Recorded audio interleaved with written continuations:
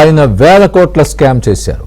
నిగ్గు తేల్చి శిక్షలు వేస్తుంటే తూచ్ అంతా అబద్ధమంటూ సొంత పత్రికలో అచ్చేసుకుని ఆనందం పొందడం, ఆ తర్వాత ఆ బురదను ఎదుటివారిపై వేయడం, కడుక్కోలేక తుడుచుకోలేక వారు నానా తంటాలు పడాల్సి రావడం ఇప్పుడు ఏపీ రాజకీయాల్లో నడుస్తున్న చరిత్ర. జగన్ జమానాలో నకిలీ మద్యం తయారు చేసి ప్రభుత్వమే పక్కా వ్యాపారం చేసింది. వింత విచిత్ర బ్రాండ్లతో జనం ప్రాణాలను పణంగా పెట్టింది. ఇప్పుడు ఎగస్ పార్టీకి చెందిన నాయకుడే నకిలీ మద్యం ఎపిసోడ్లో అడ్డంగా దొరికితే చర్యలు తీసుకోవద్దంట, పైగా తాము శుద్ధపోసలమంటూ డైలాగులు. నకిలీ మద్యం వ్యాపారానికి కొమ్ము కాసిన సొంత పార్టీ నేతను సస్పెండ్ చేసి ఈ వ్యవహారం నడిపిన అధికారిపై వేటు వేసి చిత్తశుద్ధి నిరూపించుకుంది కూటమి ప్రభుత్వం. సూత్రధారిగా ఉన్న వైసీపీ నేత పాత్రను దర్యాప్తు సంస్థలు నిరూపించిన తేలుకుట్టిన దొంగల్లా ఇష్యూను డైవర్ట్ చేసి మత్తు రాజకీయాలను ఎగదోస్తున్నారు పులివెందుల పులకేసి.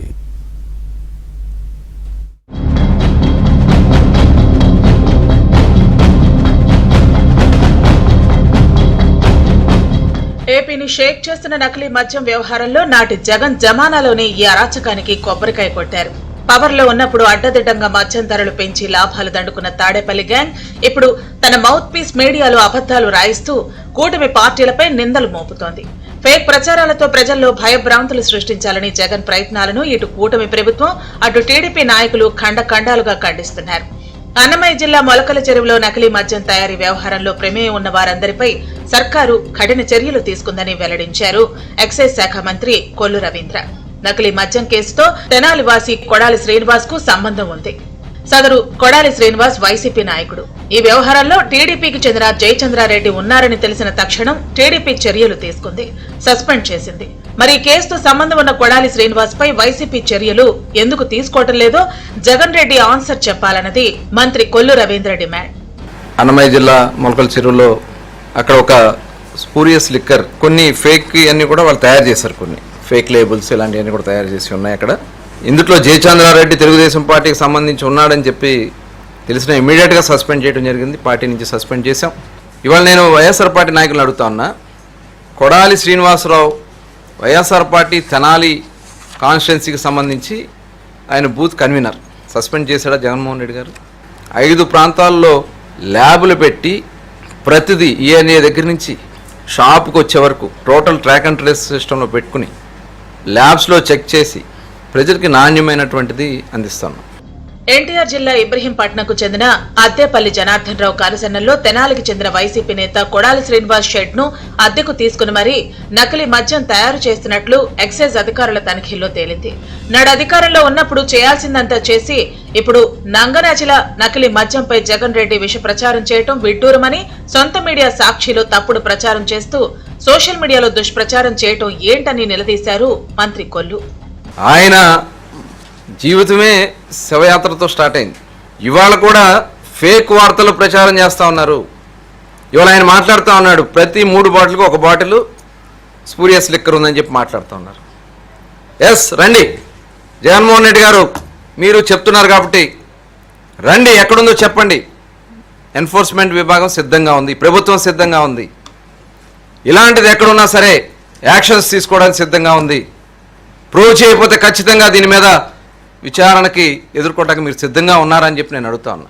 ఫేక్ ప్రచారాలు చేసి ప్రజల్లో భయభ్రాంతులు సృష్టించాలని మీరు ప్రయత్నం చేస్తున్నటువంటి విధానాన్ని చూస్తే ఎంత దుర్మార్గమైనటువంటి ఆలోచనతో జగన్మోహన్ రెడ్డి గారు ఉన్నారనే దానికి ఇదే ఒక నిదర్శనం.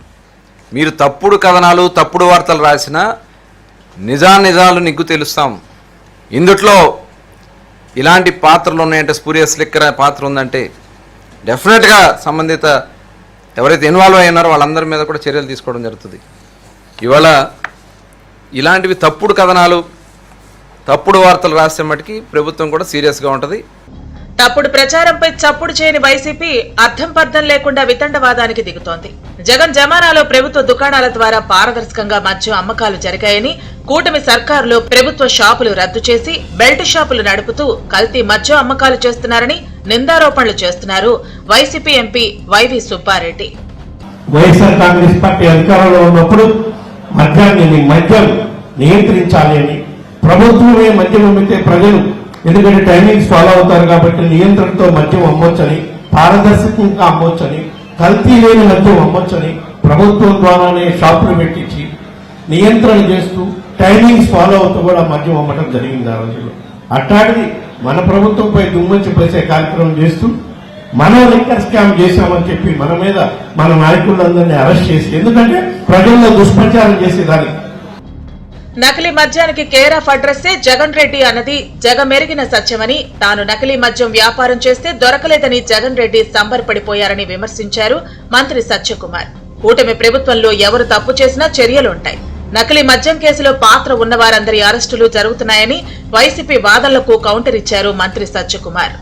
సొంత బాటల పేరుతో నకిలీ మద్యాన్ని సరఫరా చేసి వాళ్ళ వేల మంది ప్రాణాలు పోవడానికి, లక్షల మంది నరాల సంబంధిత వ్యాధులతో కానీ, గుండె సంబంధిత కానీ, లేదా లివర్ సంబంధిత కానీ, లేదా కిడ్నీ సంబంధిత వ్యాధులతో ఇవాళ మంచాన పడ్డం కూడా అందరికీ తెలిసిన విషయమే. ఎంతమంది చనిపోయారు జంగారెడ్డిగూడెంలో? ఏ నారైనా స్పందించారా? ఒక్కరోజైనా వెళ్ళి దాని గురించి మాట్లాడారా? ఇవాళ పెద్ద పెద్ద మాటలు మాట్లాడుతున్న జగన్మోహన్ రెడ్డి గారు ఆ రోజు ఎందుకు స్పందించాలా? రాష్ట్రంలో అన్ని పేపర్లు, తెలుగు, ఇంగ్లీషు అన్ని పేపర్లు కూడా ఇవాళ హైకోర్టు దాన్ని ప్రధానంగా ముద్రిస్తే ఒక దాంట్లో మాత్రం ఎక్కడ చిన్నగా ఎంత వేసి పిల్లు వేశారు అనేది వచ్చారు. దాన్ని బట్టి అర్థం చేసుకోవాలి ఏ రకమైన మనస్తత్వం కలిగిన సంపాదకీయం అక్కడ ఉందో, లేదా దాన్ని వెనక నుంచి నడుపుతున్న అవినీతి నడుపుతున్న రాజకీయ పార్టీ మనస్తత్వం ఏందో, వారి లక్ష్యం ఏందో అర్థం చేసుకోవాలి. తన హయాంలో చేసిన 3,500 కోట్ల మద్యం స్కామ్ పై విచారణ తన దాకా వచ్చేసరికి పులివెందుల పులకేసి పిల్లి మొగ్గలు వేస్తున్నారు. అందుకే కూటమి ప్రభుత్వంపై, కూటమి పార్టీలపై నిందలు మోపుతూ వాటినే సొంత పత్రిక సాక్షి మీడియాలో అచ్చేస్తూ డైవర్షన్ పాలిటిక్స్ డ్రామాలను కంటిన్యూ చేస్తున్నారు.